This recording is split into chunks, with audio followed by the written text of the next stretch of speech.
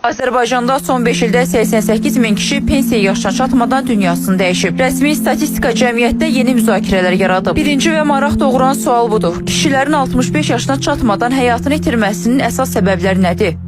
Səbəbin birini burada görürəm ki, yəni onlar təbii ki, daxilən stres keçirirmişlər. Stresdir, onlar stresdir. Bugün bizim cəmiyyətimizdə təəssüflər olsun ki, bu reallıqdır. Ora infarkt da daxildir, insult da daxildir və qidalar daxildir. Sosial səbəblər ola bilər, ümumi, yəni iqtisadi səbəblər ola bilər. Səhiyyə ilə bağlı, düzdür, bu da sosial aid səhiyyə ilə bağlı problemlər ola bilər. İmkan yaradılmalıdır kişilər də bir yaşasın.